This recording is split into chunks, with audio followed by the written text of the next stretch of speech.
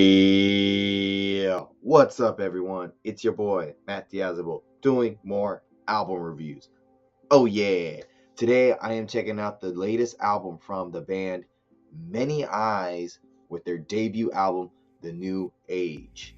And if you know about this band, you kind of know its history a bit because this is the one of the newest bands that came out from the split of the band Every Time I Die. They were a very prominent metalcore band from 2002 to about 2022, 2023.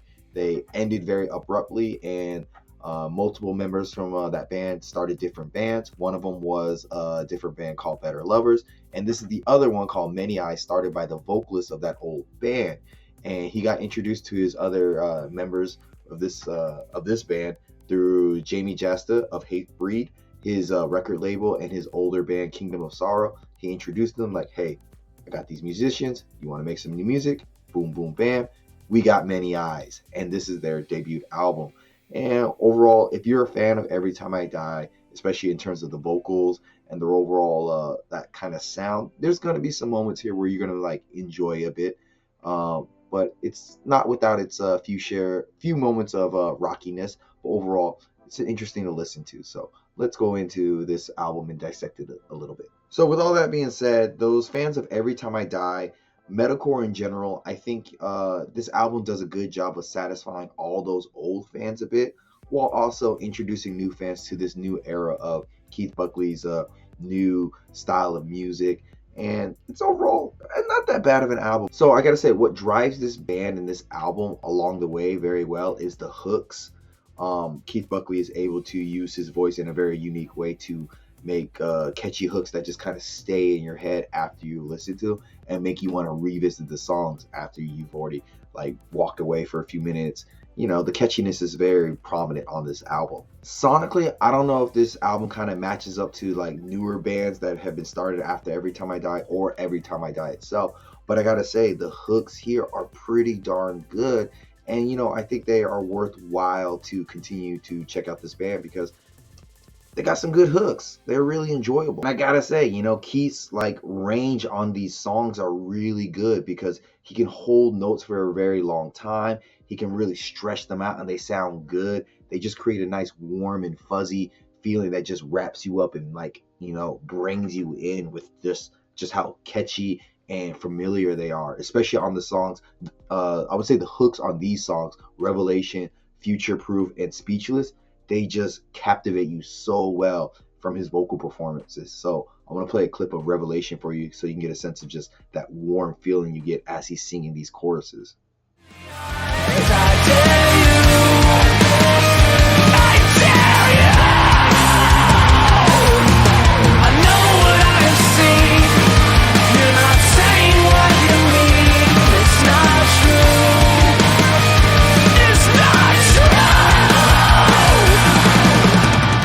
Yeah, maybe it's not Every Time I Die level of craziness, but you can't deny they still got some hooks here. Also, he's got some good vocal variation on this album.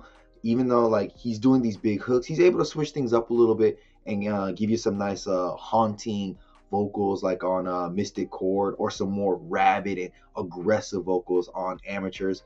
You know, that's one of the biggest draws to this band, Keith's style. He's got a very distinctive voice. You can't not miss it. Like when you hear it, you know it's his style. It sounds good. The drums are able to keep everything very tight and overall have a nice groove to them, particularly on the songs Revelations and Enough. I don't think he's doing anything too flashy, but just enough to, you know, keep your attention and keep the pacing very well. He's not like the most top tier drummer, but I think he's doing a good job for what they want to make here. So I want to play a clip of Enough for you so you get a sense of his drumming skills.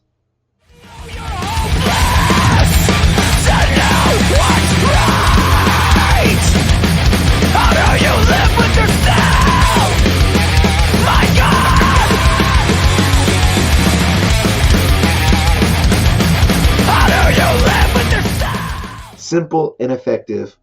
It's good. Sometimes on the album, he can be a little bit more brash and bolder and have a heavier sound to him, like on Harbingers and Amateurs. But I will say at times throughout the album, it seems like he can't keep up with the riffs. Like the riffs are going really fast and it feels like the drumming could be a little bit faster.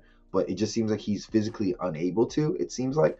But maybe I'm not hearing that quite correctly, but at times it does feel like he's a little bit slower than the rest of the band. Throughout the album, the riffs are quite solid, and they do a good job of throwing in some, like, I would say, some grunge-like styles and some alternative vibes. Overall, very classic, not classic rock, but a good rock sound to them, like on the song Third and Servant. Yeah, similar to the drums, not too flashy, but they're just solid riffing for most of the album. And at times, even, you get a little bit of like nu metal, like heaviness, like on the song Enough. So I want to play Third for you a little bit so you can get a sense of, I guess, the solid grunge aesthetics they have here at times that I, think they have. So here's a clip of that.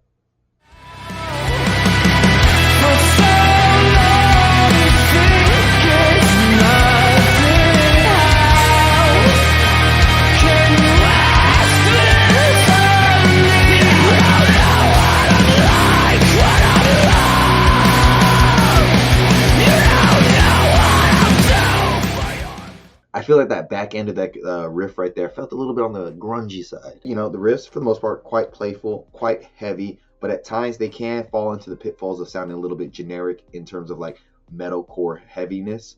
So, but it doesn't happen too often, but it happens enough to where it's noticeable. I think the bass playing on this album was done very well because it has a very thick and very prominent feel. Like, it adds a lot of weight to the songs, and you can feel it throughout all the album. And I would say on the songs Mystic Chord and Speechless, they are very prominent there and just sound very well mixed in.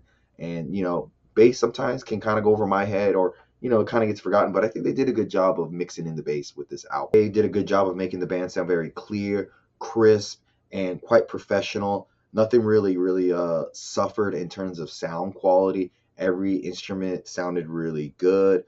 There's a good amount of variation in kind of adding some effects to, switch things up a little bit. And so I feel like the songs, through the production and everything, was really fleshed out nicely. And sonically, it's a very good album to want to listen to all the time because, it's just an easy album to put on. All that's happened between, other bands and members with this band and other bands, I gotta say, there's probably a lot of pressure on the band and just fans' expectations with this album.